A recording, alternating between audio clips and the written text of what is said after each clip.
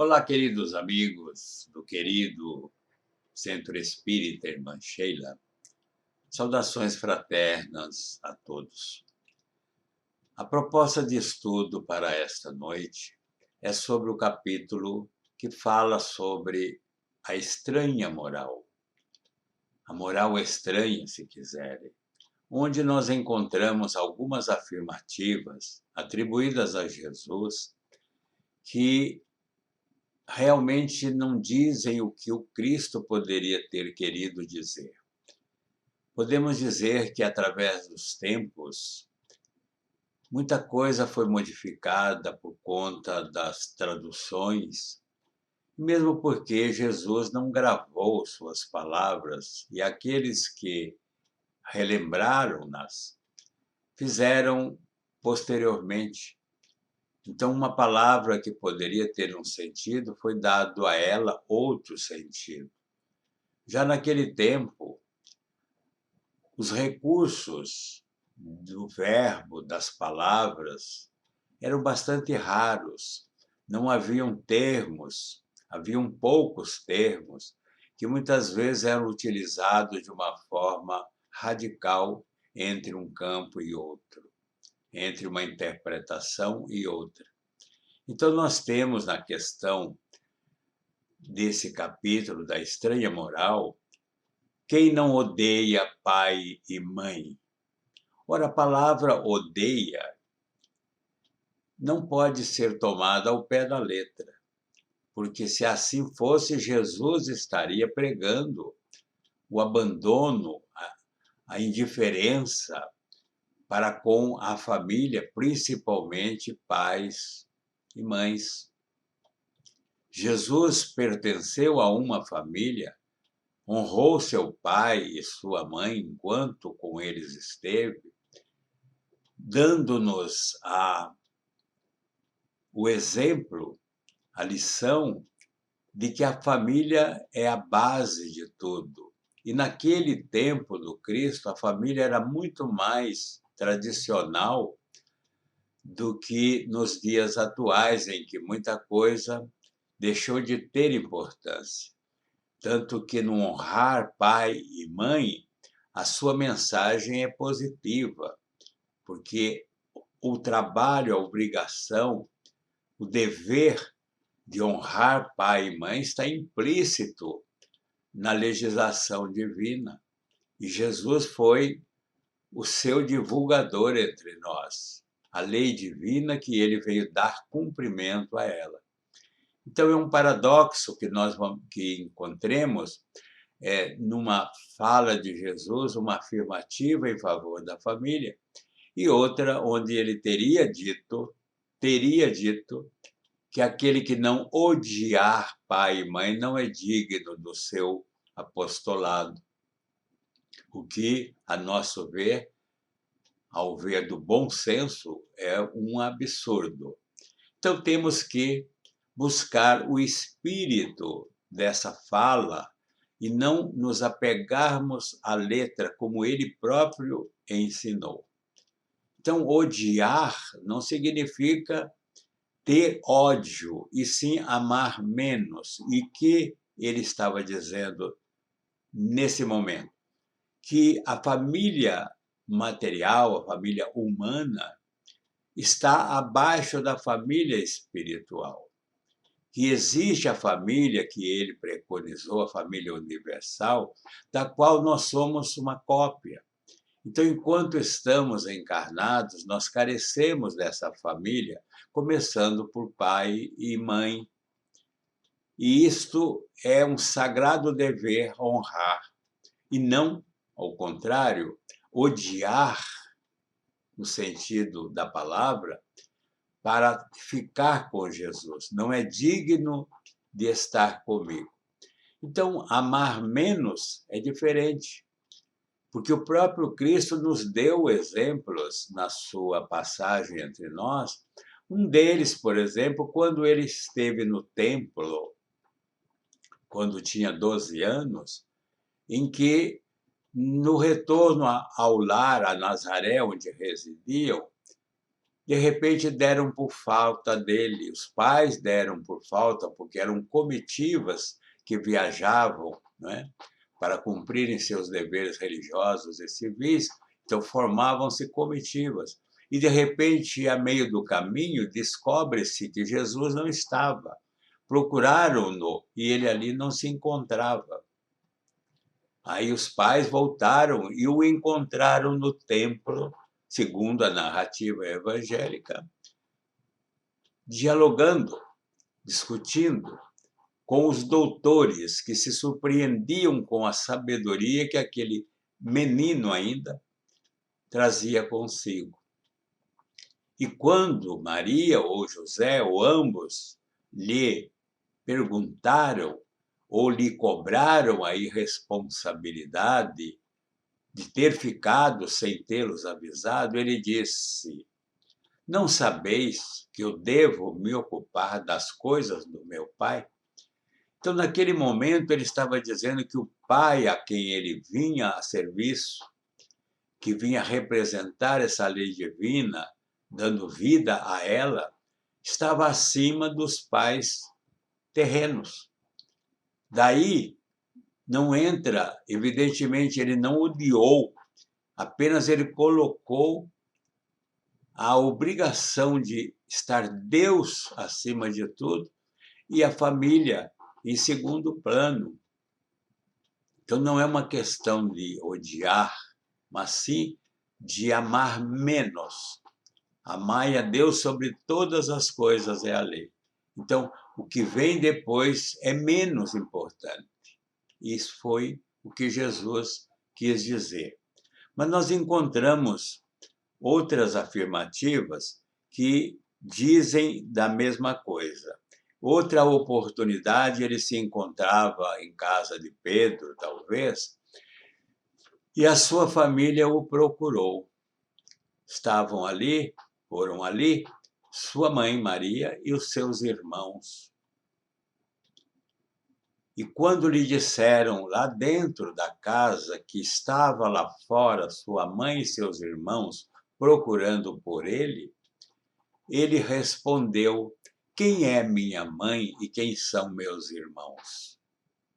E no silêncio que se fez, ele disse: minha mãe e meus irmãos são todos aqueles que cumprem a lei divina, que seguem a lei divina.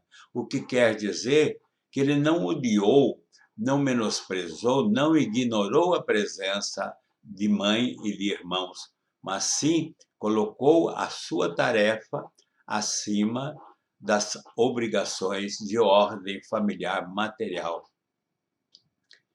Então, é muito tranquilo compreender dessa forma, nos libertarmos de palavras que desvirtuam a mensagem de amor que Jesus trouxe à Terra. E nós temos, então, também deixai aos mortos, aqui mudando já dentro da estranha moral, deixai aos mortos o cuidado de enterrar os seus mortos. É uma afirmativa atribuída a Jesus que também não se justifica. Nós sabemos que até um animal deve ser enterrado, no caso, sepultado. Como vamos deixar aos mortos o cuidado de enterrar os seus mortos? Na verdade, Jesus não falava de corpos. Jesus falava de espíritos. Falava das criaturas que, embora estejam vivas, fisicamente falando, estão mortas para os valores eternos, para os verdadeiros valores. Então, nós temos, por exemplo, na família, e aí é um outro exemplo, de alguém que, de repente, se inclina para um lado mais de cumprimento dos deveres para com Deus, para com seu compromisso, e que a família ignora ou não aprova, ou censura, ou critica por ter sido colocada ou ser colocada em outro plano, dando preferência à pessoa àquilo que assumiu como tarefa. Estão aí muitos que abdicaram, inclusive, da família terrena para servir a causa do Cristo conforme suas tarefas assumidas em outra reencarnação, na última reencarnação, quando aceitaram abdicar do conforto, do convívio de uma família para se dedicarem plenamente à tarefa do Cristo, à tarefa do Evangelho, cujos exemplos nós temos aí em muitos casos, muitas pessoas que assim procedem entre nós. São missionários que sabem o compromisso que assumiram e que a família, no caso, poderia ser-lhes um impedimento, uma tarefa da qual não iriam dar conta. Então, aceitaram a vida isolada como pessoa para dedicarem-se plenamente. Temos aí Chico Xavier, temos Divaldo Franco, temos tantos outros missionários que vieram à Terra em todas as religiões, que abdicaram da família para servir a causa da qual são comprometidos. Então, não é uma atitude de abandono, de odiar, de menosprezar, mas sim de valorizar aquilo que é realmente o valor, aquilo que é o valor real, que é a vida espiritual. Então, deixai aos mortos o cuidado de enterrar os seus mortos não tem nada a ver com os corpos que devem ser levados à sepultura. É uma questão espiritual, porque muitas criaturas, como eu já disse, estão vivas fisicamente falando, mas indiferentes totalmente de qualquer valor que não seja aqueles que os cercam.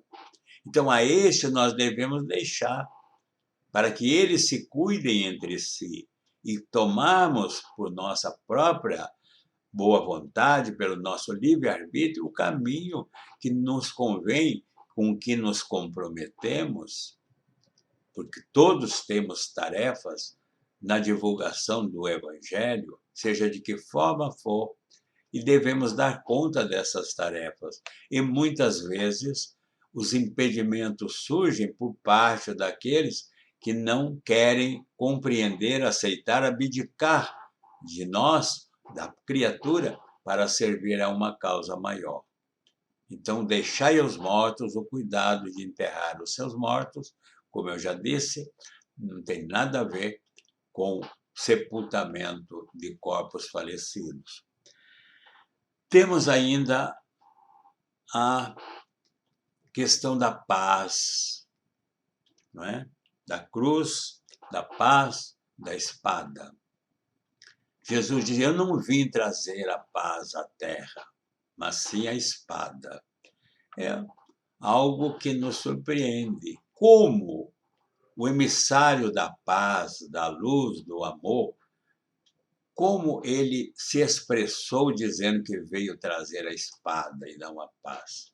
É preciso ir buscar o sentido disso, porque Jesus veio trazer a espada com que nos munimos para tornarmos-nos melhores. Não é fácil, e todos sabem, a guerra interior que realizamos a cada dia na procura de valores espirituais, abdicando daquilo que a nossa inclinação ainda nos atrai para sermos melhores. Isto é uma tarefa realmente difícil.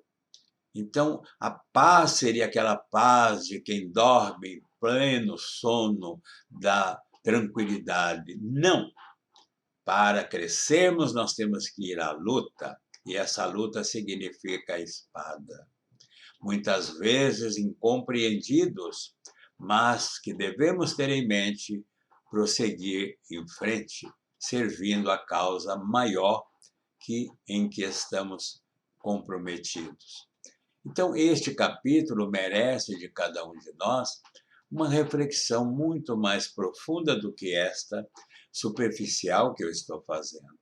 Remeto todos aqueles que se interessem pelo assunto ao Evangelho segundo o Espiritismo sobre a estranha moral, para que ali, acompanhando a reflexão de espíritos superiores, né, incluindo-se aí o nosso Allan Kardec nos seus comentários, buscando ali uma luz que ilumine o caminho para que entendamos a missão de Jesus entre nós e aonde ela vai nos levar.